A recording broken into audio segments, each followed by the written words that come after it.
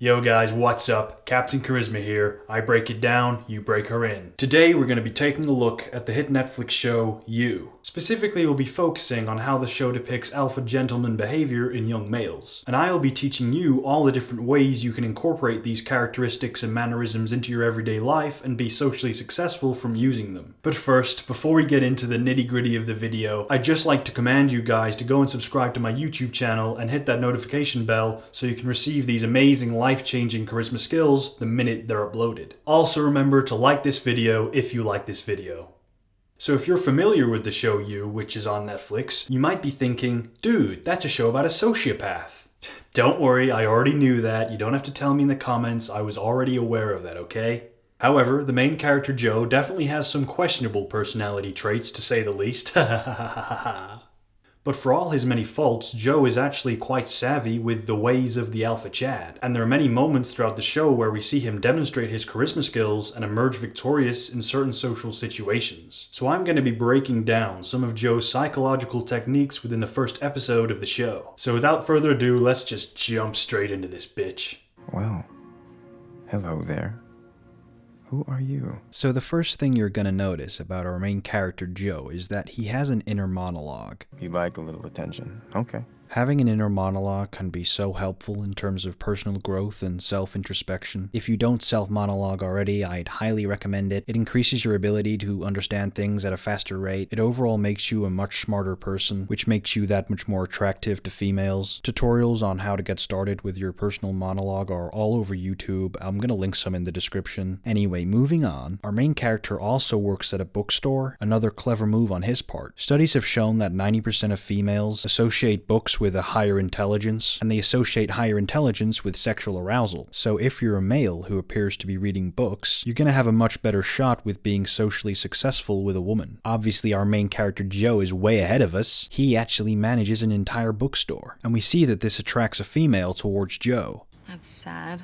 People buying books because of what's popular, not because they want to be moved or changed in some way. By posing as an intellectual, he attracts a female pseudo-intellectual. He's just pissed he's got to buy Salinger to feel respectable when all he really wants to do is eat Cheetos and jerk it to eye porn. Just another initial thing you might notice about Joe is that he's very good looking, and this is also a very important factor to why he's socially successful with women, so if you haven't already, you might want to start trying to be good looking. Ideally, you'll want to be aiming for the male lead in a TV show kind of good looking. Obviously, this comes down to how much time you want to invest in making yourself more good looking, but it's quite an important step that a lot of people look over. Also, try your absolute hardest to exist in a TV show where everyone other than you is a one-dimensional walking cliche that perfectly fit into all of your straw man arguments. It's bookstore manager. Hello?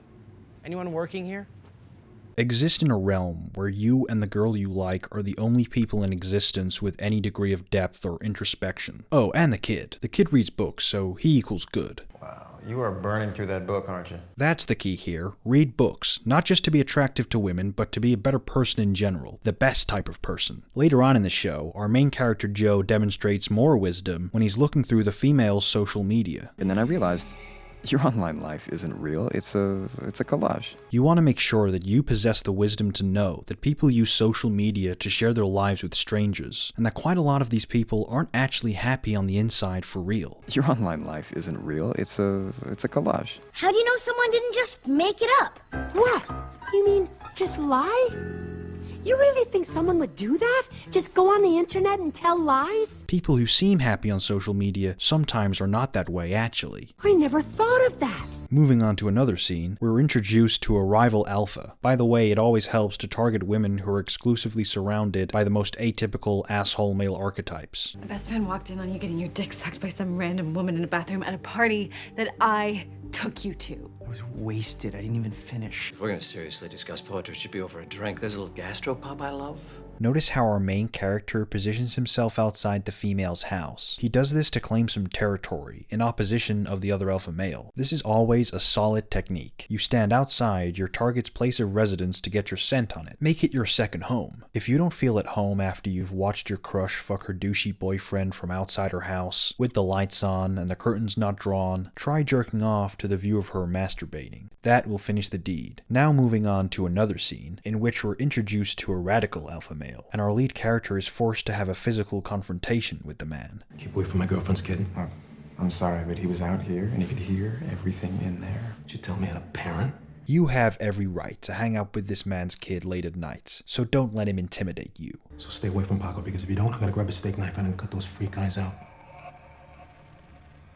What Joe does is lean in to kiss the radical alpha. This scares the man off because he don't fuck with that way of life. Remember that whenever you're in a verbal altercation with someone who can physically overpower you and threatens you with violence, forget that you're a social outcast incel for a moment and somehow muster the courage to square up to this person. Now we're on to my favorite scene of the episode, the sequence where Joe and his friends go on a family game show. Guys, the green room of family fight, I've got goosebumps. Yeah, all right, calm down. Don't start acting like an animal here. Watch how he holds authority over his subordinates. All right, listen, this is family fight. This is a nationally televised program. This is a very big deal for us, okay? It's clear he is the leader. This is a perfect place for me to lay out my political agenda. No politics, man. We're talking, what are you doing? Are you stealing an ashtray right now? Yeah. Why? We have ashtrays and you don't even smoke. They follow his orders when he tells them not to show kindness to the opposition. I'm Janet, and we are the Barretts.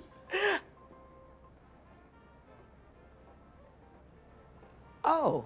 Kindness is weakness. Any alpha male knows that, and it's very attractive to women. Now this sequence is a bit of a tangent in the episode. The central aim of our main character has changed. Instead of trying to win over a woman, he's trying to win Family Fight, a TV game show. But this isn't out of character for Joe, as it still involves the usage of alpha skills, overcoming your enemy, outsmarting your enemy, being the very best, and emerging victorious. Notice the type of company our lead character attracts. Frank is an upfront and honest man who makes his intentions known to the female right off the bat. I didn't get a good look at you before backstage. Shabuya roll call.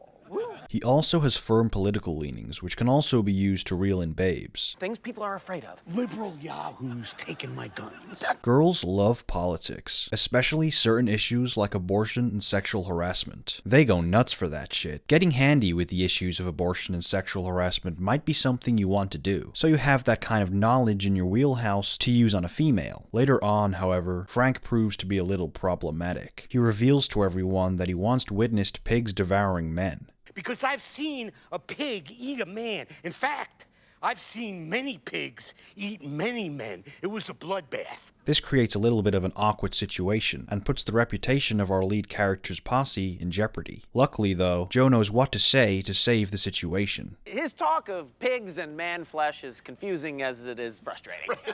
And in doing so, he has also demonstrated his value to the audience watching. You just want to... You know, you have these people in your life and you just want to... Unfortunately, though, things start to quickly go downhill from this point onward, with the introduction of the buzz. Hey, buddy, can you name an animal that we eat but doesn't eat us? Oh, easy. Sea urchin. Show me sea urchin! Oh, one strike. Oh. This heinous sound that psychologically sabotages our hero's composure. Now, the origins of where the buzz came from is a bit of a mystery, but I think it's fairly likely to assume that this is a weaponized sound devised by the Nasty Chad, our main antagonist, who sends it to the show to incapacitate Joe. Wow, that buzzer sounds it's awfully loud. It is loud. Pierces you right down to your soul, doesn't it? I don't like it. But now we have Mac and Charlie, who Joe had instructed beforehand to cause a ruckus and divert the host from asking any more questions about them. Hey! How you doing today? I'm great, Grant. I'm just really excited to be here with my new family. Oh, your new family? He raised them, but he didn't sire them. Now, he may have sired him, we're not exactly sure, but they do live together in squalor. It's very possible that this host is an agent of the Nasty Chad who's been sent to investigate the group to try and sniff out any of Joe's weaknesses. Luckily, however, Mac and Charlie take control of the situation and shift the topic. I actually brought my blood bucket in case you guys want to run his blood and see if it all checks out. It'd be good to know. Either way, I was always the odd man out, you know? I mean, you know. I'm not even gonna try to figure that one out. The host inquires no further. Here's the deal, guys. From now on, I'm not gonna ask you guys any more questions at all. Yes. Other than the ones that keep the game moving. Right. All right? But during the commercial break, our lead isn't entirely satisfied with the group's performance. Yeah, that was terrible. I mean, we're bombing out there. This is exactly what I was trying to avoid, guys. They should have exercised more restraint and been more subtle with their demonstration of value. What are you talking about? We won that round. Yeah, but you were being lascivious and disgusting. Dee was making sex jokes that were going over like a lead balloon. However, his lackeys start misbehaving and start displaying hostility towards their leader. Don't tell me to relax. So it's up to Joe to quell his chaotic subordinates. All right, it's not funny when they do it. It's definitely not funny when you. When we return to the game show, we get another show of attractive honesty from Frank, who shares information about his toe knife. I use a sharp blade to dig the scum out of my toenails. If you aren't inspired by Joe's masculinity, you could embody Frank's persona instead. Once in a while I cut myself, but it pusses up in 3 days. It's good as new. Sure. Toe knife. Now this is a little off topic. Oh, the Nightman. But we just got a reference to a character that's not gonna show up until You Season 3. Nightman. Don't know what that is. Just don't know what it is. What is happening? Pretty strange answers today. For now, the Nightman is only a child's tale in the show, but if you've read the comic books from which You is based off of, you'll know how terrifying this elemental being can be. I'm not going to talk about the Nightman. In fact, we're not going to talk about Nightman at all. Gordon? Honestly, I'm so excited to see how Netflix handles the Nightman story arc. They've got the budget to absolutely knock it out of the park and create the most sinister on-screen villain since Biff Tannen, so keep your eyes peeled for more Nightman references. Show me, dogs. God! We now see that the charisma code is working, as the opponents now begin to lose their composure. Now look at this victory chant. Shabuya! Shabuya! Shabuya! You lose! You may want to incorporate your own victory screech in your everyday life when succeeding at things and winning at small games. Now unfortunately, this is the moment where our lead character fails. He's defeated, and he keeps saying something over and over again. Thanks for joining us in on Family Fights. Take care. This does not represent me. These are very chilling words, but they're coming from a very positive philosophy. We must always control how we are represented. You must always be in full control of how everyone else sees you. This is actually a really sad moment in the midpoint of the episode. Say something. No, stop saying friends. You said that already. Don't say friends. It's a deeply upsetting scene as our hero breaks down in tears. The nasty Chad has obviously been pulling some strings to set him up like this and debilitate our lead with the evil psychic buzzer. Come to think of it, that buzzer might just be the very same sound from the age-old book of dark charisma. Clearly, the antagonist has utilized this sinister sound to get one over Joe. Yeah, shut the fuck up, not bad. But this doesn't last forever, as our main character soon gathers back his charisma powers and regains composure. Okay, now this next part is important. You might have to wait a while until you get this kind of opportunity, but that's how relationships often work. It's a waiting game. You need to learn to go long spreads of time without actually doing anything and waiting for these opportunities to emerge on their own. If you wait long enough and believe, one day you may get the opportunity to save your crush's life in the most contrived sequence of events. Give me your hand.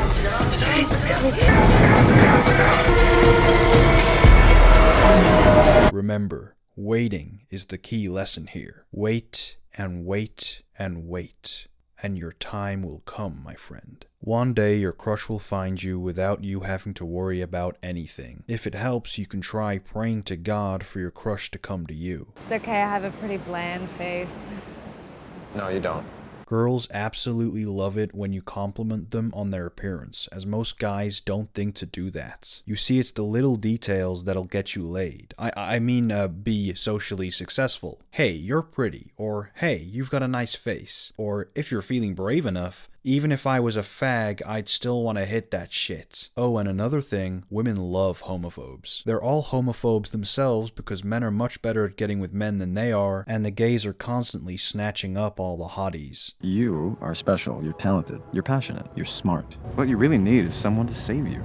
I can help, Beck. Let me help you. You should always approach a female with the "I'm going to be the best guy for her" mentality. I've got everything figured out and I'm the only one who can fix her. That sort of thing. Remember, on the subject of male-female relationships, you're the male, and you're there to save the female from herself. They just don't know what's best for them. They can't actually help it, so don't be too hard on them, but always introduce yourself to a female by saying, "I'm your savior." Now we're going to take a look at how the antagonist utilizes charisma skills. We see he has a lackey. Hit him back, bro.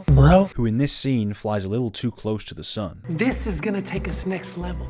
He asks his boss, the Nasty Chad, if he can accompany him on a business meeting, which of course he is not ready for, and the Nasty Chad knows this. The lackey has become a little bit overconfident. And now the Nasty Chad has to knock him down a peg and put him in his place. He does this with one simple hand gesture. No offense. We discussed this. A hand on the shoulder. This might not seem like much, but this hand touching this shoulder in this particular way has so much depth and nuance, and achieves so many things with only a small touch. It's as if he's saying, hey, slow down there, buddy. Remember, I only need one hand to kill you. Finally, we head towards the end of the first episode of this great show. We see how Joe deals with competition. A fast and sure way to eliminate a rival is to knock them out with a hard swing with a hammer.